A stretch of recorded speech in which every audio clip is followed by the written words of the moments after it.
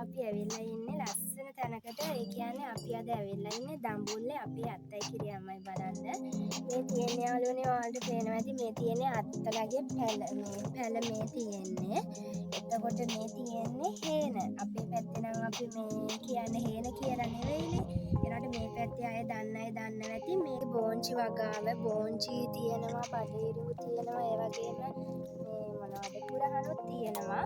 ඉතින් මේ බෝංචි වගාවේ දැන් බෝංචි සාමාන්‍යයෙන් මේ හැදීගෙන එන්නේ. ඒ කියන්නේ අර වතුර ටිකක් මදිකම හින්දා තමයි බෝංචි ටිකක් හැදෙනවා පරක්කු. බෝංචි මල් තියෙනවා දැන්. ඉතින් එන්න කොයාලට යන්න මාත් එක්ක බලන්න මේ බෝංචි වගාව. මේ තියෙන්නේ බෝංචි වගාව. අපි චුට්ටක් මේ හදන්නේ දඹුල්ල කියන්නේ එළවලු වලටම ප්‍රසිද්ධයිනේ. ඉතින් ඒක නිසා බෝංචි ඒ කියන්නේ බඩිරිඟු එයාලා ඒවා අක්කර ගණන් තමයි දාන්නේ. ඉතින් මේ බලන්න යාළුවනේ බෝංචි තියෙනවා මේ තියෙන බෝංචි මල් හැදීගෙන එනවා. දැන් බෝංචි තියෙනවා දලු. තාම බෝංචි දලු තියෙන මේක ඔයාලට පේනවා ඇති. බෝංචි දලු තියෙන්නේ. හැම වෙලකම වගේ බෝංචි මල් එක්ක දලු තියෙනවා. ඉතින් තව කොහොමත් සති 2-3ක් විතර යනකොට සාමාන්‍යයෙන් ගානට බෝංචි හැදෙනවා. එන්නේ යාළුවනේ මෙහාට බලන්න මේ බලන්න ලස්සනයි. ඇත්තටම ආස හිතෙනවා දැන් අර ටිකක් අවු අඩු හින්දා මේ අපිට බලන්න ලේසියි. මේ කියන්නේ මේ බෝංචි මේ හැදිලා තියෙන්නේ හැම වෙලකම තියෙනවා බෝංචි. හැදිලා බෝංචි දලු. ඉතින් මට මේ අපි මගදී එනකොට හම්බුණා අපිට දොඩම් ගහක්. මේක පැණි දොඩම්. ඉතින් පැණි දොඩම් මේ කෑල්ලකුත් කන ගමන් තමයි ඒ කියන්නේ හරි මහන්සි මොකද අර අවුවසර වැඩි හේනකට ඉතින් දන්න අය දන්නවා ඇති අවුව ටිකක් වැඩි කියලා. ඉතින් ලස්සන යාළුවනේ ඇත්තටම ආස හිතෙනවා මේ බෝංචි වගාව දකින්නකොට ආස හිතෙනවා. ඒ වගේම අර තියෙන්නේ පැල ගහ උඩ තියෙන පැල තමයි අර තියෙන්නේ. මේ තියෙන්නේ බිම හදන පැල. ගහ උඩ හදලා තියෙන යාළුවනේ රැට අත්තා මේ පැල රකින්නවා. පැල රකින්නේ රැට සත්තු වෙනවා. ඉතින් දන්න අය දන්නවා ඇති සත්තු කියන්නේ මම නම නොකිය කියන්නේ. සත්තු කියන්නේ කවුද කියලා දන්න අය දන්නවා ඇති. ඉතින් බලන්න ඒ අත්තා උඩ තමයි ඔයාලට තව ගහක් මම පෙන්නන්නම් මේ කොලකන කිරියල. සමහර විට ගෙවල් වල තියන අයත් ඇති මේ කෑමන හරිම රසයි. මේක ගොටු කොළ වගේ මේක සම්බෝල තමයි හදන්නේ. මේ කොලකන කිරියල. මේ දලු තමයි ගන්නෙ. ඉතින් මෙව්වත් මේ කීප තැනකම මේ හදලා තියෙනවා. මේක හරිම මේ රසයි සම්බෝලේ. මේ තියෙන කුරහන් වගාව මේ පේන්නේ මේ ආයතම කුරහන් මේ කැලෑ වගේ පේන්නේ කුරහන්. ඉතින් කුරහන් වලින් හදන්න පුළුවන් කෑම ගොඩාක් තියෙනවා. ඒ වගේම හරිම මේ ගුණදායක කෑමක්. බඩේරිඟු තියෙනවා. බඩේරිඟු තාම කපන්න මේ මදි. මොකද තාම මෝරලා නැහැ. මේ තියෙන යාළුවනේ මිරිස් වගාව. මිරිස් කියන්නේ තාම මේ පොඩි පැල තියෙන. ඒ කියන්නේ මිරිස් වල තව ගොඩක් දවස් නෑ හදලා. ඒ හින්දා තාම පොඩි පැල තියෙන්නේ. ඊට පස්සේ බඩේරිඟු තියෙනවා. බඩේරිඟු මේ තාම නැතිනම් කඩන්න ඈතට ඔයාලට පේන ඒ සේරම තියෙන්නේ බඩේරිඟු. ඒ වගේම මේ ගොඩක්ම මේ තියෙන්නේ මෙව්වා මේ කුරහන්. මේ තියෙන යාළුවනේ බඩේරිඟු මේ කඩන්න තාම මෝරලා මදි.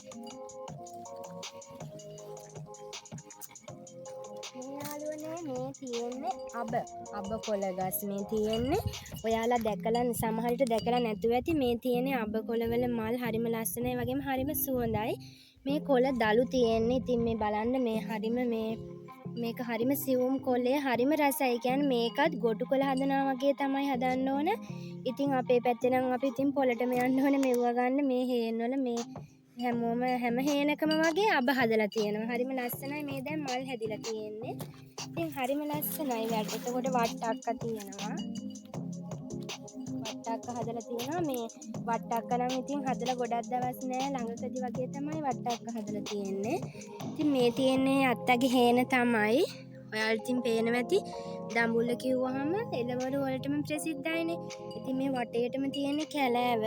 ඉතින් මේ වටේම හේන් ගොඩාක් තියෙනවා. අපේ පැත්තේ නම් ඉතින් අපි හේනක් කිව්වහම මේ ඇත්තටම මෙහෙම ලොකුවට නෑනේ වගා කරලා. ඊට මේ දඹුල්ල ඉතින් එළවලටම ප්‍රසිද්ධ හින්දා මේ හැම තැනම බලන තැන්වල තියෙන්නේ හේන් ගොවිතැන්.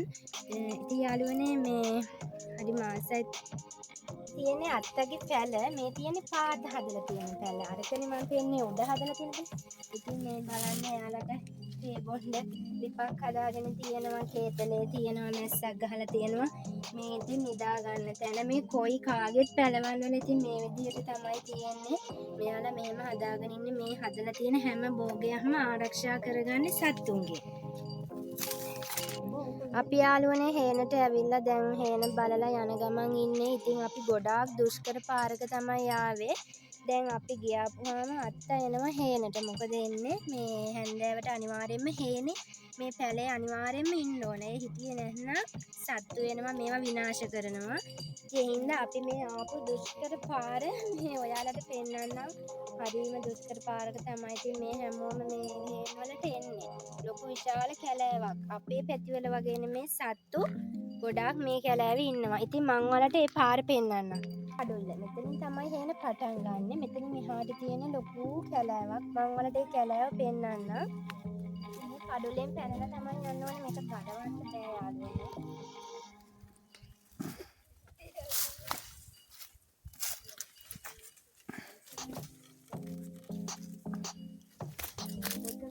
විශාල කැලෑවක්.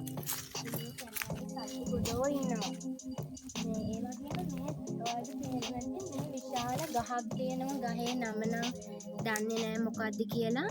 බලන්න බෙනයක් තියෙනවා. ඇත්තටම මිනිස්සෙකුට උනත් ඉන්න පුළුවන් ලස්සන බෙනයක්. මේක සත්තු නම් දැන් නැහැ. ඉතින් හරිම ලස්සනයි. ඒක ගහෙම පිහිටලා තියෙන ලස්සන බෙනයක්.